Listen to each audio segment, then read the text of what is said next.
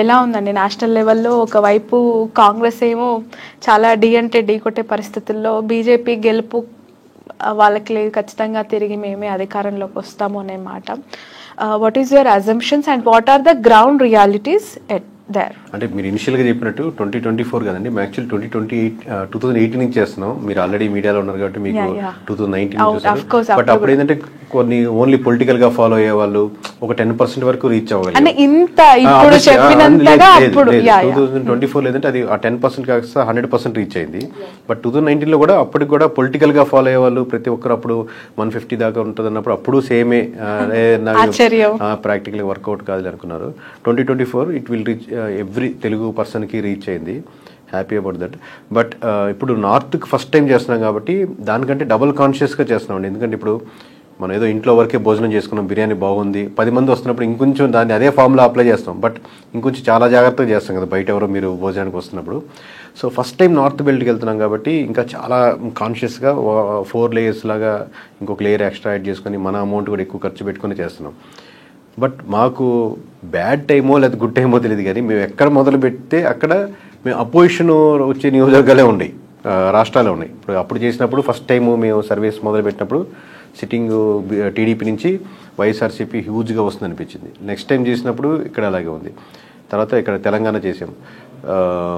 ఇప్పుడు Jammu and Kashmir after 10 years తర్వాత elections జరుగుతున్నాయి, అది చేస్తున్నాం. హర్యానా 10 years నుంచి బీజేపీ గవర్నమెంట్ ఉంది. బట్ నేషనల్ లెవెల్లో మనం అబ్జర్వ్ చేసినప్పుడు మేము ఇప్పుడు జమ్మూ కాశ్మీర్ కానీ, హర్యానా కానీ, మహారాష్ట్ర కానీ, జార్ఖండ్ కానీ, రాబోతున్నటువంటి ఢిల్లీ కానీ ఏ ఒక్క దగ్గర కూడా బీజేపీ పుంజుకునేటట్టు లేదా బీజేపీ గెలిచేటట్టు మాకేం కనపడలేదు. సో దాన్ని మాకు ఇలా కనపడుతుందండి అని ఢిల్లీలో ప్రెస్ మీట్ చెప్పినప్పుడు అది వైరల్ అవుతుంది. మాకు నెంబర్స్ ఆ విధంగా ఉంటున్నాయి. ఇంకొంచెం డబుల్ కాన్షియస్గా చేస్తున్నా కానీ ఎక్కడ నార్త్లో జరిగే ఏ స్టేట్ ఎలక్షన్స్లో కూడా బీజేపీ గెలిచేదానికి ఆస్కారం దగ్గర తప్పులుగా ఈ లైన్లో వెళ్తే కనపట్టలేదు. అదే మొన్న ప్రెస్ మీట్లో చెప్పింది. కిరణ్ గారు, ఇవన్నీ మీరు సర్వేస్ చేస్తున్నారు, కీడించి మేలించాలి అంటారు. ఇప్పటివరకు మీరు చేసిన 2 తెలుగు రాష్ట్రాలకి సంబంధించి the 18 scenario to till 24 of course success rate is genuine కనిపిస్తోంది. బట్ నార్త్లో ఎంటర్ అయిన తర్వాత ఎక్కడ వణుకు, భయం ఇలాంటివి కనిపించట్లేదు. ఎందుకు అని అంటే మనం అక్కడ నైబర్స్ అక్కడికి వెళ్ళినప్పుడు వాళ్ళ పీపుల్స్ పల్స్ మేబీ జెన్యూన్ అవ్వచ్చు. ఎట్లా లేదు, ఆ భయం ఉంది. నిజంగా చెప్పంటే ఆ వణుకుంది, నిజంగా చాలా జాగ్రత్త ఉంటుంది. లేదు మేము చాలా, బట్ కాన్ఫిడెన్స్ అనేది ఒకసారి చేసాం, 2 సార్లు చేసుకున్నాం, 3 సార్లు చేసుకున్నాం, ఆ నియోజకవర్గం అలాగే ఉంది. లేదా ఎక్కడో 2-3 చోట్ల ఇండిపెండెంట్లో ఉన్నారు, ఆ ఇండిపెండెంట్లో మళ్ళీ వెరిఫై చేస్తే వాళ్ళు గెలుస్తారా లేదా, ఇలా లేయర్ వరగా చేసుకుంటున్నాం. ఆబ్వియస్గా ఆ భయం కానీ ఆ భయం ఏంటంటే టువార్డ్స్ మనకేదో తప్పు అవుతుంది కదా, కానీ మనం ఎక్కడైనా మిస్టేక్ చేయకుండా ఉంటాం కదా, ఏపీలో ఉన్నంత ఉంటుందా ఉండదా, ఇంకొంచెం జాగ్రత్తగా చేస్తే బాగుంటుందేమో అనేది ఆ భయంతోనే చేస్తుంటాం. అదేదో ఫ్రీగా మనకు ఎక్స్పోర్ట్ కదా అలా చేయట్లేదు, నిజంగానే ఆ భయం ఉంది. సర్వే ఏజెన్సీస్, కన్సల్టెన్సీస్ ఇవన్నీ మోస్ట్ ఎక్స్పెన్సివ్ థింగ్. అది ఎలక్షన్ టైంలో పార్టీలు కన్స్ట్రక్ట్ చేస్తాయి తప్ప ఆ మధ్యకాలంలో అంటే ఇప్పుడు మీరు 19లో చెప్పారు, 24లో 2-3 నెలల ముందు మళ్ళీ మీడియా మీద ప్రత్యక్షం అయ్యారు. సో ఏమైపోయారో కేకే గారు ఎక్కడున్నారు? సో మోస్ట్ ఎక్స్పెన్సివ్ థింగ్ అంటూ ఉంటారు. బట్ ఈ కాస్ట్ బేరబుల్ ఇవన్నీ ఎలా చూస్తున్నారు? ఏవైనా పార్టీస్ మీకు సపోర్ట్ చేస్తాయా వాళ్ళకి సంబంధించిన ఇష్యూస్ టాకిల్ చేయమని? ఇండిపెండెంట్ గా యు ఆర్ డూయింగ్ అంటే ఒకప్పుడైతే ఇండిపెండెంట్ గా ఎమ్మెల్యేస్నే కన్సల్ట్ చేసేవాళ్ళం. వాళ్ళు ఇచ్చినటువంటి ఆర్డర్స్తో దాంతో మనం కొద్దిగా గొప్ప మిగిల్చుకొని చుట్టుపక్కల నియోజకవర్గాలు చాలా జాగ్రత్తగా చేసుకుంటూ మన కాస్ట్ కూడా 10 మంది చేసే దగ్గర చాలా తక్కువ మందితో చేసుకోవడం అలా చేసుకునేవాళ్ళం. ఇప్పుడు కొంచెం ఒకటి అడ్వాంటేజ్ అంటే ఒక బ్రాండింగ్ వచ్చింది కాబట్టి ఇప్పుడు కాన్ఫిడెంట్గా మన డబ్బులు మనం ఇప్పుడు జమ్మూ కాశ్మీర్ కానీ, హర్యానా కానీ ఇవన్నీ ఇప్పుడు ఇంతవరకు చెప్పాలంటే ఇవి మన ఓన్ మనీయే పెట్టుకొని ముందుకెళ్తున్నాం. దాని తర్వాత నెంబర్ సేల్ చేసుకోవడం కానీ, పార్టీస్ అప్రోచ్ అవ్వడం కానీ అలా చేస్తున్నాం.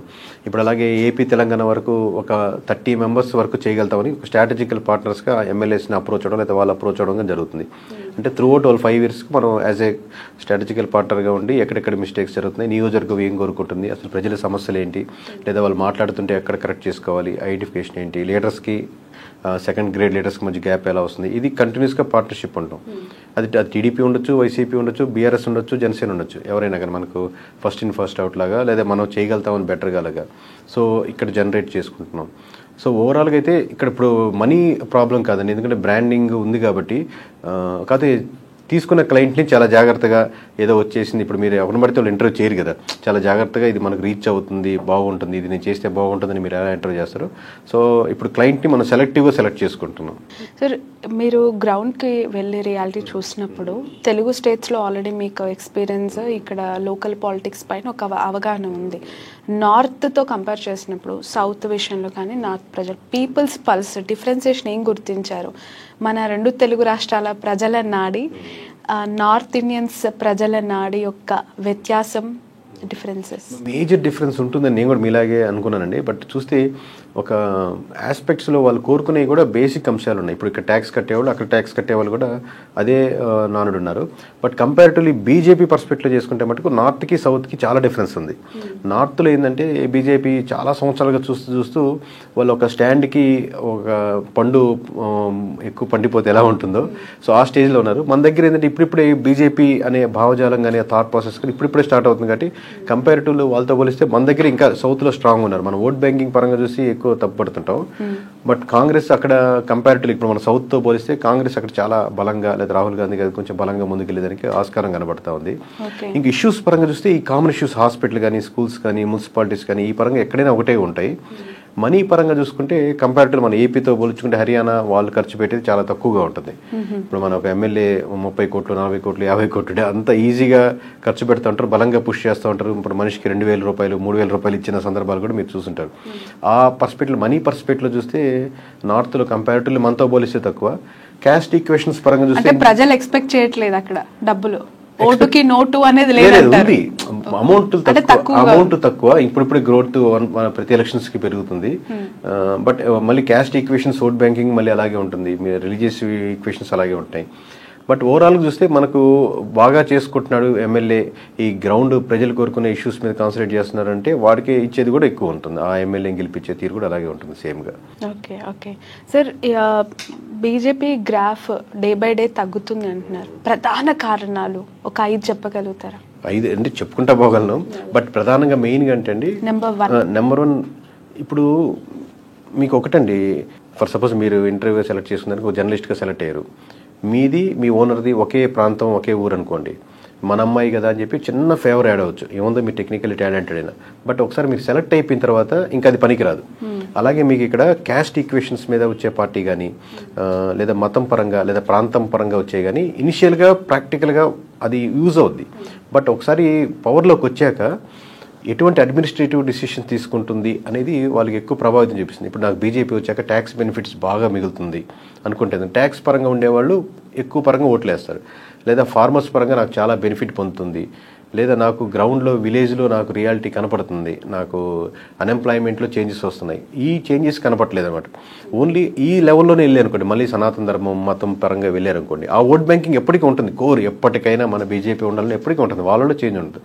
బట్ ఎక్స్ట్రా లేయర్ ఏదైతే కాంగ్రెస్లో ఉన్నటువంటి కరప్షన్ చూసి, అప్పుడున్న స్కామ్స్ కంటిన్యూస్గా ఉన్నాయి కదా, చాలా స్కామ్స్, వద్దురా బాబు అనుకుని కాంగ్రెస్ నుంచి బీజేపీ మూవ్ అయిన వాళ్ళు మళ్ళీ ఇదే సెక్షన్స్ జరుగుతుంటే మళ్ళీ ఈ లేయర్ మళ్ళీ కాంగ్రెస్కి కంపేరిటివ్లీ 15 సంవత్సరాల ముందు రాహుల్ గాంధీకి ఇప్పుడున్న రాహుల్ గాంధీకి తేడా ఉంటుంది. కాబట్టి స్లోగా మూవ్ అవుతుంటారు. ఇప్పుడు హర్యానా చూసుకోండి, మీకు ఖట్టర్ గారి అంతగా వాళ్ళు సానుభూతిగా లేరు, కానీ ఆయన సీఎంగా ఎక్కువ సంవత్సరాలు ఉండేసరికి ఆ నెగిటివ్ ఓట్ బ్యాంకింగ్ వీళ్ళ మీద పడుతుంది.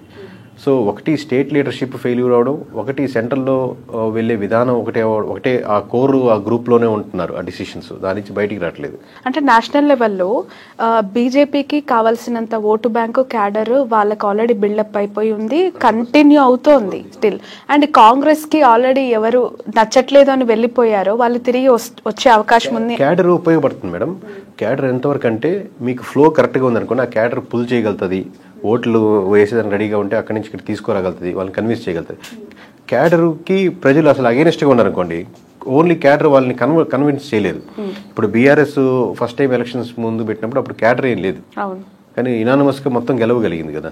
అప్పుడు చూస్తే కాంగ్రెస్ మంచి క్యాడర్ ఉంటుంది, లేదా టీడీపీకి మంచి క్యాడర్ ఉంది, ఇక్కడ అంత క్యాడర్ ఉంటుంది.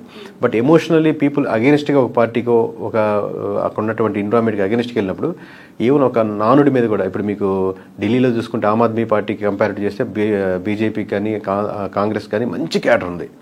అప్పుడు కాంగ్రెస్ అయితే ఆల్మోస్ట్ 3 times కంటిన్యూస్గా ఉన్నారు ఆమె, షీలా దీక్షిత్. సో వీళ్ళకి అగేనిస్ట్గా రాకపోయినా క్యాడర్ ఎంతవరకు సపోర్ట్ చేయగలంటే వేవ్ బాగుంటేనే. మిగతా 199,000 మంది వీళ్ళు 1000 మంది ఎంతవరకు అంటే అపోజ్ చేయలేరు, కన్విన్స్ చేయలేరు, పూర్తిగా ఇన్ఫ్లుయెన్స్ చేయలేరు. ఓకే. సో కిరణ్ గారు, నా క్వశ్చన్ ఏంటంటే నేషనల్ లెవెల్లో ఇటు ఎన్డీఏ కూటమికి యూపీఏకి సంబంధించి వాళ్ళ ఓటు బ్యాంకు, వాళ్ళ క్యాడర్, వాళ్ళ ఫాలోవర్స్ తటస్థంగా కొనసాగుతూ ఉన్నప్పుడు ఒక పర్సంటేజ్ ఆఫ్ యాంటీ ఇన్కంబెన్సీ ఉంటుంది. దాన్ని ఎట్లా డైవర్ట్ చేసుకోలేకపోతుంది బీజేపీ? అంటే కాంగ్రెస్ లైక్ నా క్వశ్చన్ ఏంటంటే యాంటీ ఇన్కంబెన్సీ అనే పాయింట్ ఆఫ్ వ్యూలో బీజేపీకి వాళ్ళు ఎక్కడ కనెక్ట్ అవ్వట్లేదు, అంటే వాళ్ళని ఎలా సాటిస్ఫై చేయట్లేదు? అంటే ఒక్కొక్క ప్రాంతంలో లేదా ఒక్కొక్క గ్రూప్కి ఒక్కొక్క ఇష్యూ ఉంటుంది మేడం, కామన్గా ఒకటే ఉండదు. ఇప్పుడు మీకు జమ్మూ కాశ్మీర్ తీసుకున్నామండి, మనకు ఆర్టికల్ 370 మనకి నుంచి ఎక్కడో సౌత్ నుంచి చూస్తున్నప్పుడు అది రద్దు చేసేయాలి, మన సంబంధం ఉండకూడదు, ఎందుకంటే పాకిస్తాన్ నుంచి ఇక్కడ ఎక్కువ దానివల్లే వస్తున్నారు, లేకపోతే అక్కడ విధ్వంసం దానివల్లే జరుగుతుంది అని ఫీల్ అవుతాం.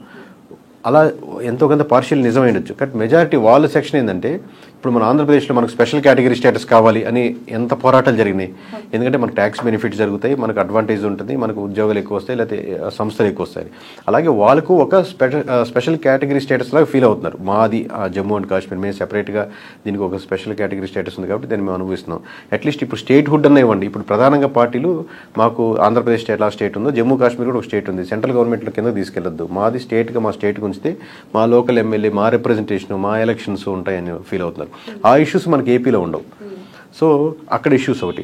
అలాగే ట్యాక్స్ కట్టేవాళ్ళు ఇప్పుడు చూస్తుంటే మీకు జిఎస్టీ కానీ, లేకపోతే మీరు 1 లక్ష రూపాయలు సంపాదిస్తుంటే 30,000 దానికి వెళ్ళిపోతే మిగతా 70,000 ఉంటాయి. 70,000 మళ్ళీ ఏదైనా కొంటుంటే దాని మీద ట్యాక్స్, మీరు గోల్డ్ కొనుక్కున్నా, కారు కొనుక్కున్నా మళ్ళీ దానికి ట్యాక్స్ కడుతుంటారు. సో ట్యాక్స్ ఎక్కువ కట్టే గ్రూప్ ఒకరు అగెనెస్ట్గా ఉన్నారు. అలాగే ఫార్మర్స్ సంబంధించిన వాళ్ళ గ్రూప్ అంటే రైతులు, దానికి సంబంధించిన అనుసంధానంగా ఉండేటువంటి గ్రూప్ ఆఫ్ పర్సన్స్ మేము పండించేదానికి సరైన మద్దతు ధర రావట్లేదు అని వీళ్ళు ఉంటున్నారు. కొనేవాడేమో నేను కొనేది ప్రతి ఒక్కటి రేటు భయంకరంగా ఉందని ఫీల్ అవుతున్నాడు. సో గిట్టుబాటు ధర విషయంలో గిట్టుబాటు ధర రావట్లేదని వీళ్ళు, గిట్టుబాటు ధర రావట్లేదంటే నేను పండించిన దానికి సరిగ్గా రేట్ తక్కువ ఉందనే కదా. కానీ కొనేవాడు సాటిస్ఫై అవ్వాలి, అన్ని చీప్ గా దొరుకుతున్నాయండి, భలే చీప్ గా ఉన్నాయండి బీజేపీ అని అనుకోవట్లేదు. కొనేవాడు బాధపడుతున్నాడు, ఎక్కువ రేట్లు పెరిగిపోతున్నాయి, గ్యాస్ పెరిగింది, ఆయిల్ పెరిగింది, వీటి పెరిగినాయని. అమ్మేవాడు, పండించేవాడు నాకు సరైన మద్దతు ధర రావట్లేదని ఎక్కడో గ్యాప్ ఉన్నట్టే కదా, మధ్యలో ఏదో ఒక లేయర్ తినేస్తుంది. సో ఆ ఇష్యూస్ పరంగా ఒక్కొక్క గ్రూపు వాడి మైండ్ సెట్ ప్రకారం, లేదా డిగ్రీయో బీటెక్ చదువుకొని ఖాళీగా ఉన్న వాళ్ళ సెక్షన్ పెరిగిపోతుంది అనుకోండి, ఇక్కడ కంపెనీ రావట్లేదు కదా అని తను ఆ పర్స్పెక్టివ్లో ఆలోచిస్తాడు. ఇన్ఫ్రాస్ట్రక్చర్, రోడ్లు అంటే రోడ్ల పరంగా ఆలోచించాడు. మొన్న ఇప్పుడు ఏపీలో రోడ్లు చాలా అధ్వానంగా ఉన్నాయి, ఆ రోడ్డుకి సంబంధించిన ఓట్ బ్యాంకింగ్ టీడీపీకి అడ్వాంటేజ్ అయింది కదా. అట్లా ఒక్కొక్క మీరు ఎక్కడ పుట్టారు, ఎవరితో ఉన్నారు, ఎట్లా ట్రావెల్ చేస్తున్నారు అనే బట్టి మీ ఓట్ బ్యాంకింగ్ టర్న్ అవుతూ ఉంటుంది.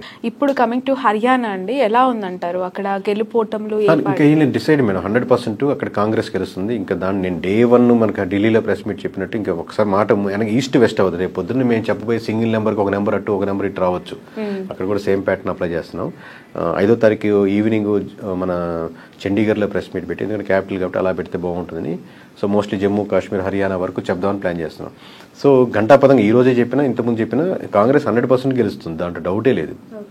ఎందుకు రాహుల్ గాంధీ వైపు మొగ్గు చూపిస్తూ ఉన్నారు? ఆయనని ఒక పిఎం లెవెల్ క్యాండిడేట్గా ప్రజల యాక్సెప్టెన్సీ కనిపిస్తుందంట. ఎందుకు అంటే గతంలో ఒక్కసారి వెనక్కి తిరిగి చూస్తుంటే దేశంలో ఎవరి మీద రానని ట్రోల్స్, పప్పు అని ఏం తెలియదని, లైక్ మమ్మీ కూచి అని, లైక్ ఇట్లా అనేక మీమ్స్ కూడా ఆయన మీద చూసాం. బట్ ఇప్పుడు ప్రధాని నరేంద్ర మోదీ ఒకవైపు, రాహుల్ గాంధీని మరోవైపు చూస్తున్నప్పుడు టాలీ అవుతుందా? కరెక్ట్ అంటే మీకు 15 years జర్నీ ఉంటుంది కదండి, ఓవరాల్గా 15 సంవత్సరాల జర్నీ ఉన్నప్పుడు ఏంటంటే దాంట్లో ఒక లీడర్గా ఎవాల్వ్ అవుతారు, మాట్లాడడం నేర్చుకుంటారు. ఇప్పుడు మన పార్లమెంట్లో చూడండి, ఒక 15 సంవత్సరాల క్రితం పార్లమెంట్లో చూడండి, మాట్లాడేటప్పుడు విధానంలో చాలా మార్పులు వస్తాయి. ఎందుకంటే మీరు గ్రౌండ్లో తిరుగుతున్నప్పుడు ఇదంతా ఇప్పుడు అడ్వాంటేజ్ అవుద్ది. అవతల రూలింగ్ గవర్నమెంట్ కూడా వీక్ అయినప్పుడు అవతల అడ్వాంటేజ్ తీసుకుంటారు. నిజంగా అద్భుతంగా మారుతుంటే ఇంతకుముందు కాంగ్రెస్ నడిచిన వాళ్ళు కూడా ఇప్పుడు బీజేపీ కన్వర్ట్ అవుతారు. సో బీజేపీ వీక్ అవ్వడం అనేది కాంగ్రెస్కి, లేదా కాంగ్రెస్ని లీడ్ చేసినటువంటి రాహుల్ గాంధీ గారికి ఇంకా అడ్వాంటేజ్ అవుతుంది. ప్యారల్గా ఆయన నలగడం, అలాగే స్టేట్లో ఉన్నటువంటి అక్కడ జాట్ కమ్యూనిటీ బాగా స్ట్రాంగ్గా ఉంటుంది, మోస్ట్ ఇన్ఫ్లుయెన్షియల్ క్యాండిడేట్గా ఉంటారు.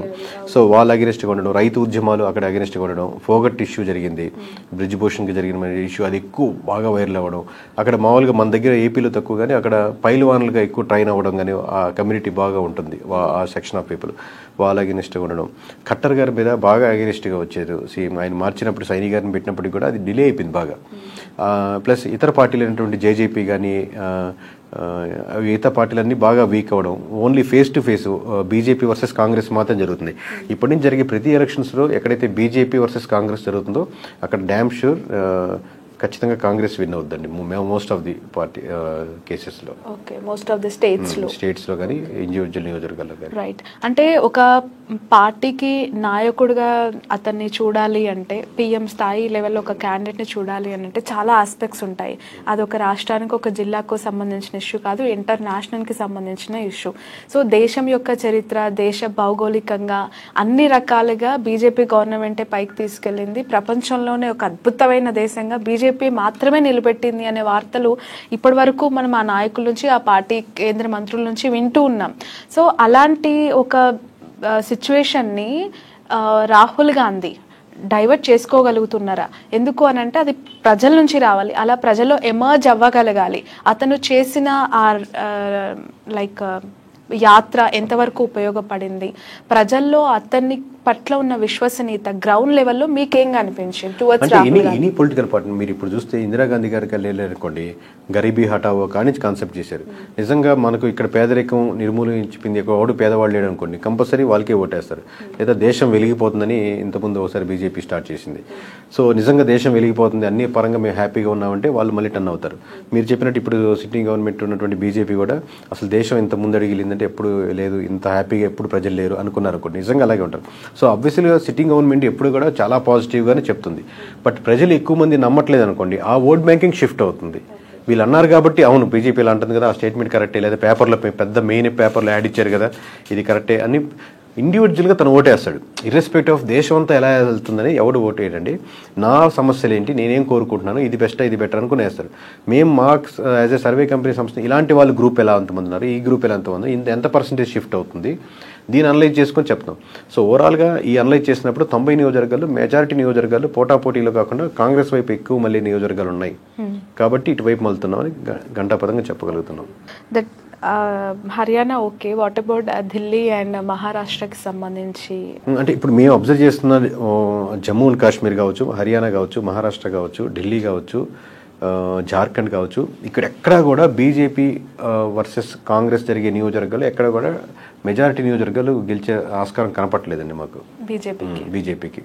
సో ఇది ఒక్కసారి రిజల్ట్స్ వచ్చాయి అనుకోండి, ఈరోజు ఇంకా మనం ఏ ఎలక్షన్ రిజల్ట్ రాలే కదా, ఈరోజు మనం 30వ తారీఖు మాట్లాడుకుంటున్నాం, ఆ 8వ తారీఖు రిజల్ట్ వస్తుంది, 5వ తారీఖు మేము ఎగ్జిట్ పోల్స్ పెడతాం. ఇలాగా ప్రతి 2 నెలలకు ఒక ఎలక్షన్స్ రాబోతున్నాయి.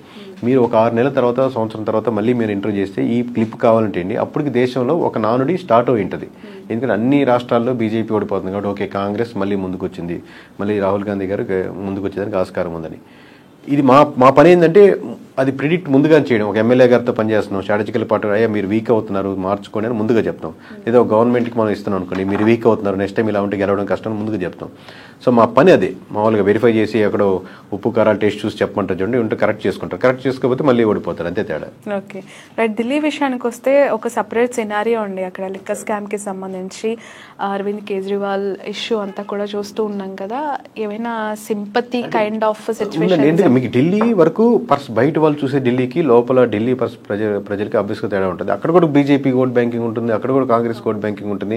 But mostly Aam Aadmi party అడ్మినిస్ట్రేషన్తో అక్కడ చేసే వర్క్తో most of the people satisfied అనుకోండి, వాళ్ళు గవర్నమెంట్ మళ్ళీ ఫామ్ చేస్తారు. లేదు కాంగ్రెస్ అసోసియేటీ మళ్ళీ ముందుకు వచ్చింది అనుకోండి, మళ్ళీ గవర్నమెంట్ ఫామ్ చేయడం ఇంకా ఎక్కువ అవకాశం ఉంటుంది. ఓకే, ఇప్పుడు అతిషి తీసుకుంటున్న డెవలప్మెంట్స్ అంటే కొత్తగా ఆమె చైర్లోకి వచ్చినా కూడా ఎలా ఉందంటారు ఇప్పటి వరకు అక్కడ సిచ్యువేషన్ ఆమ్ ఆద్మీ పార్టీకి? అంటే ఆబ్వియస్లీ ఇంకా కోర్ టీంలోనే రన్ అవుతున్నారు, తను ఇంకా తన మార్క్ ఆఫ్ పాలిటిక్స్ ఇంకా ప్రభావం ఇంకా స్టార్ట్ చేయలేదు.